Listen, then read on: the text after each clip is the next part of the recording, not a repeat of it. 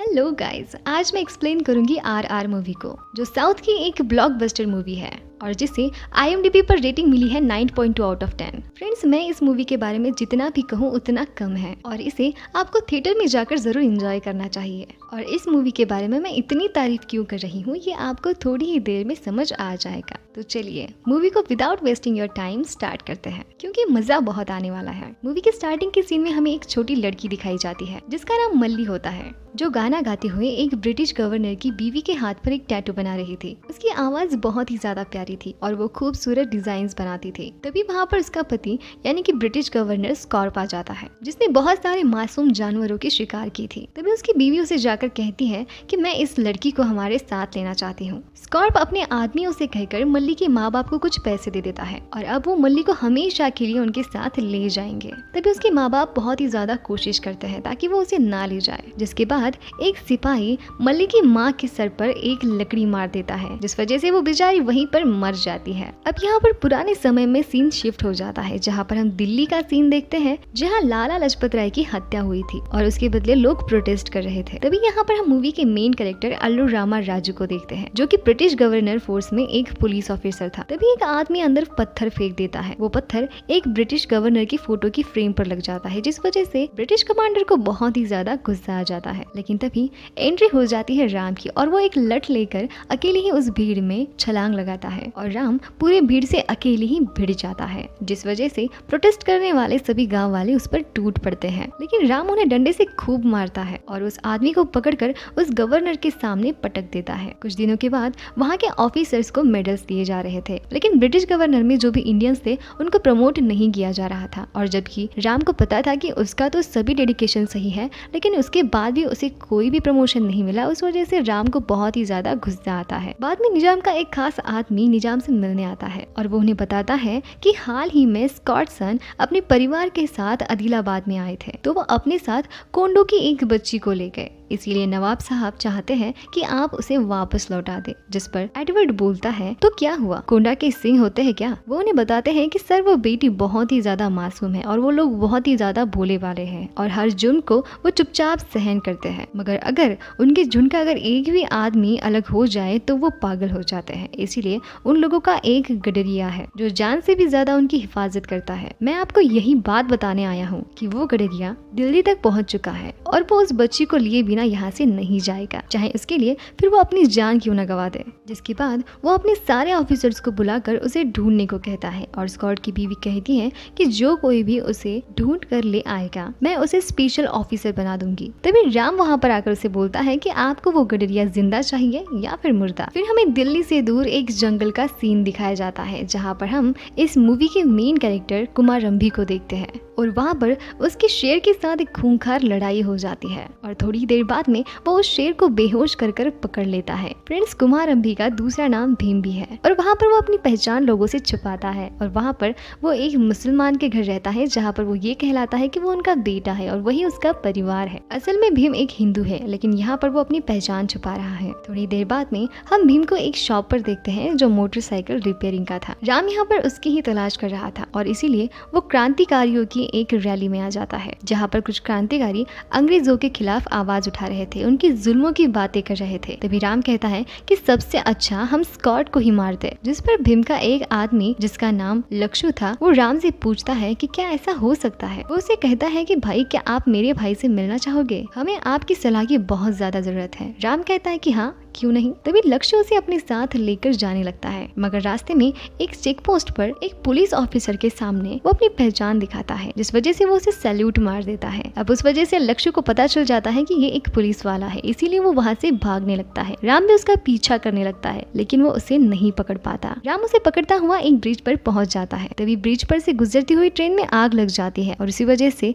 उन सारे डब्बे नीचे नदी में गिरने लगते हैं, जहाँ पर वो छोटा सा बच्चा मछली पकड़ रहा था। जब राम और और भीम की नजर उस बच्चे पर पड़ती है तो वो उस बच्ची को बचाने के लिए बेचैन हो जाते हैं और फिर वो दोनों भी अपनी कमर से रस्सी बांधकर नदी में छलांग लगाते हैं और उस बच्चे को बचा लेते हैं। जिसके बाद राम और भीम की बहुत ही खास दोस्ती हो जाती है। अब वो उसे अपने घर पर ले जाता है और अपने अम्मी अब्बू से मिलवाता है और वो साथ में खाना भी खाते हैं। अब एक दिन राम और भीम रास्ते से गुजर रहे थे, तभी उनकी नजर एक लड़की पर पड़ती है। तभी राम उसे कहता है कि देखते ही रहोगे या फिर उससे बात भी करोगे। भीम उसे कहता है कि बात तो करना चाहता हूँ। तभी राम कुछ कीले लेकर रास्ते पर फेंक देता है, जिस वजह से जेनिफर की कार पंक्चर हो जाती है। भीम उससे बातें करने की कोशिश करता है, लेकिन उसे तो इंग्लिश नहीं आती, लेकिन राम को इंग्लिश आती थी, इसीलिए वो जेनिफर से बातें करने के लिए उसके साथ उसे भेज देता है। बाद में वो उसे बाजार ले जाता है, जहाँ पर जेनिफर उसे एक कार देकर पार्टी में इनवाइट करती है। जब भीम और राम उस पार्टी में जाते हैं तभी वहाँ पर एक गाना हो जाता है जो हाल ही में बहुत ही ज्यादा फेमस हो चुका है। बाद में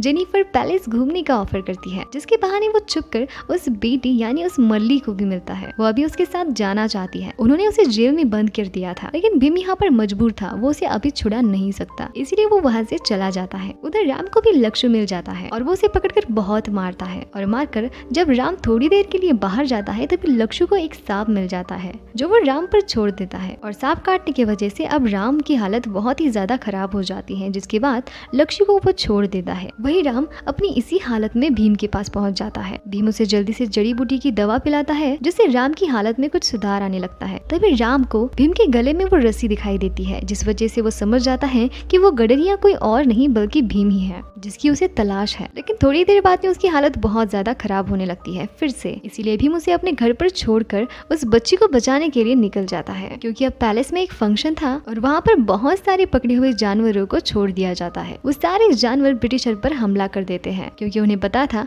कि औरतों, बच्चों और भीम की टीम पर उन्हें हमला नहीं करना है। तभी भीम उस बच्ची के पास पहुंच जाता है, लेकिन तभी राम अपनी असली रूप में उसके सामने आ जाता है और तभी दोनों में भी बहुत ज्यादा फाइट हो जाती है। आखिर में स्कॉट फिर से उस बच्ची को बंदी बना लेता है, जिस वजह से भीम भी अब सरेंडर कर देता है, जिससे भीम को पकड़ने में राम कामयाब हो जाता है और अब भीम के सारे साथी भी वहाँ से भाग चुके होते हैं। अब हम राम को देखते हैं, अब जिसका प्रमोशन हो चुका था, अब वो इस जगह का इंचार्ज हो गया था जहाँ सारे हथियार रखे जाते थे और उसे भी यही चाहिए होता है। जिसके बाद हम राम का पास्ट देखते हैं, जिसमें हमें फ्लैशबैक में दिखाई जाता है कि राम का पिताजी वेंकटा भी ब्रिटिशर्स के साथ काम किया करता था, वो भी एक पुलिस फोर्स में ही था। मगर एक दिन जब ब्रिटिश ऑफिसर गांव के एक सरपंच को जानबूझकर मार रहा था, राम के पिता को अच्छा नहीं लगता और वो उस जॉब को छोड़ देता है। जिसके बाद वो गाँव जाकर अपनी सेना बनाने लगता है, मगर जिनके पास बंदूकें नहीं थी, इसीलिए वो लकड़ी से ही बंदूकों की प्रैक्टिस करवाता था। मगर एक दिन जब राम उसकी बंदूक लेकर निशाना लगाता है तभी सभी चौंक जाते हैं और उसके पिताजी को भी बहुत अच्छा लगता है, क्योंकि राम का निशाना एकदम परफेक्ट था। तभी एक दिन वहाँ पर ब्रिटिश गवर्नमेंट की सारी फोर्स उन पर हमला कर देती है और इसी बीच में राम के पिताजी भी गाँव वालों के लिए शहीद हो जाते हैं। लेकिन सबसे लास्ट गोली उनके ही बेटे राम ने मारी थी, लेकिन इसके पीछे अलग सस्पेंस है। राम के पिताजी खुद चाहते थे कि वो उसे गोली मारे, क्योंकि उसके पिताजी ने अपने साथ बहुत सारे बम को बांध लिया था। अगर उसे कोई गोली मारता तो वो सारे बम फूट जाते और उसी के साथ ब्रिटिश गवर्नमेंट की वो सारी फोर्स भी उसके साथ खत्म हो जाती। वही राम के पिताजी मरने से पहले राम से एक वादा लेते हैं कि वो सभी गाँव वालों को बंदूकें दिलाएगा ताकि ब्रिटिश गवर्नमेंट से वो सामना कर सके। इसी इरादे से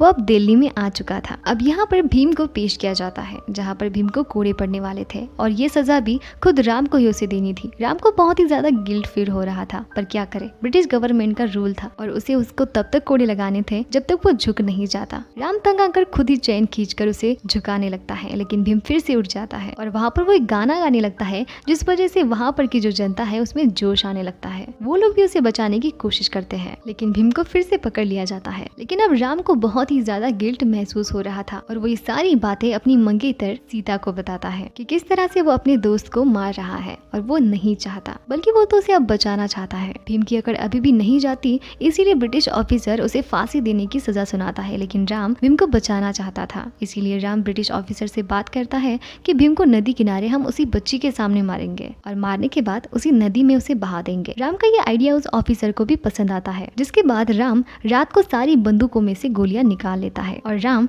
अगली सुबह ही उस बच्ची को लेकर जा रहा था तो उसके पीछे वो ऑफिसर भी आ चुका था, क्योंकि अब उसे राम पर शक आ जाता है, जिससे राम वहाँ से निकलता है और रास्ते में एक पेड़ गिर जाता है, लेकिन वो ऑफिसर बच जाता है और वहाँ पर राम और उस ऑफिसर की बहुत ज्यादा लड़ाई हो जाती है और राम सभी को मार देता है और उस बच्ची को बचाने के लिए मदद करता है। दूसरी तरफ राम ने भीम के पास एक एक ब्लेड पहुंचा दी थी। उस वजह से भीम अपने आप को छुड़ा लेता है और वो भी सभी से फाइट करने लगता है। लेकिन अब वो राम को मारकर ही उस बच्ची को ले जाता है, क्योंकि अब उसे पता नहीं है कि राम ने उसकी हेल्प की है। अब कुछ समय बीत जाता है, अब जबकि राम ने ब्रिटिश गवर्नमेंट को धोखा दिया था, जिस वजह से अब राम को सजा मिल रही थी और वो जेल में बंद था। लेकिन यहाँ पर भी वो हार नहीं मानता, बल्कि वो यहाँ पर प्रैक्टिस कर खुद की बॉडी बना रहा था। दूसरी तरफ हम भीम को देखते हैं, जो हाथरस में छुपा हुआ था। लेकिन तभी वहाँ पर ब्रिटिश ऑफिसर्स आ जाते हैं जो उसकी तलाश कर रहे थे। तभी भीम भागते भागते सीता के पास पहुँच जाता है, जो राम से मिलने आई थी। तभी वहाँ पर पुलिस ऑफिसर्स भी आ जाते हैं, मगर सीता भीम को छुपाने के लिए पुलिस ऑफिसर से ये कहती है कि यहाँ पर सबको चिकन पॉक्स की बीमारी हो गई है। और ये सुनकर वहाँ के सारे ऑफिसर्स भाग जाते हैं। इसलिए भीम उनका शुक्रिया अदा करता है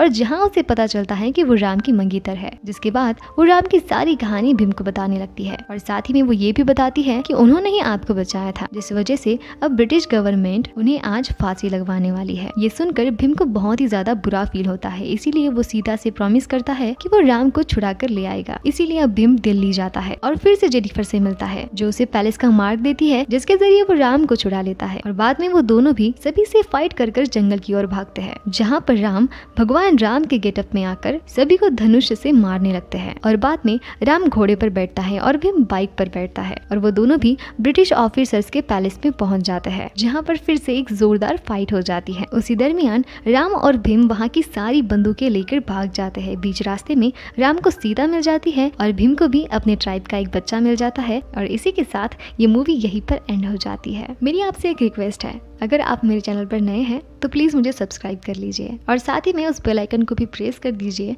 ताकि आपको मैंने डाली हुई हर वीडियोस की नोटिफिकेशन मिल सके। तो मैं फिर मिलूंगी एक नई मूवी की नई एक्सप्लेनेशन में। तब तक के लिए thank you so much for watching me. Thank you.